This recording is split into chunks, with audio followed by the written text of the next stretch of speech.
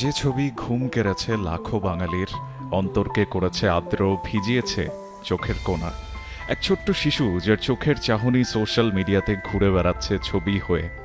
সে চোখে শিশুসুলভ দুষ্টুমি নেই, বরং ঠাঁই পেয়েছে অসহায়ত্ব আর রাজ্যের অনিশ্চয়তা।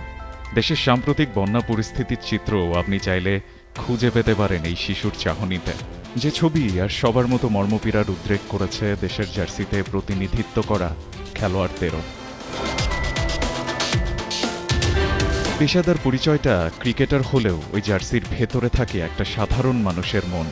নিজেদের পারফরম্যান্স গ্রাফের ওঠানামায় সমর্থকদের ভালোবাসা বা নিন্দা, দুটোই দিন শেষে ছুঁয়ে যায় জার্সির ভেতর বাস করা ছাপোষা সাধারণ মানুষটাকে, যার প্রকাশ হয়তো তাদের পেশাদারিত্বের খাতিরেই আমরা দেখতে পাই না।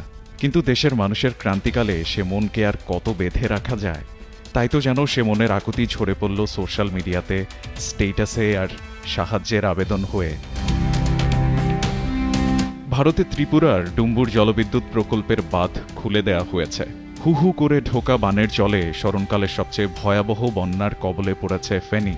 বৃষ্টিতে বাড়তে থাকা পানি আর উজান থেকে নেমে আসা পাহাড়ি ঢলে নোয়াখালী, লক্ষ্মীপুর, মৌলভীবাজার আর কুমিল্লার বিভিন্ন এলাকা এখন তলিয়ে আছে পানির নিচে। সরকারি বেসরকারি সাহায্যের পাশাপাশি ব্যক্তি উদ্যোগেও চলছে সাহায্যের চেষ্টা, যাতে এগিয়ে এলেন বেশ কজন ক্রিকেটারও। এ বানের জলও একদিন নেমে যাবে, আসবে সুদিন, ঘুরে দাঁড়াবে বন্যাপীড়িত মানুষেরা। বাঙালির হাজার বছরের সংগ্রামের ইতিহাস অন্তত তাই বলে। রায়ান আহমেদ, ৭১।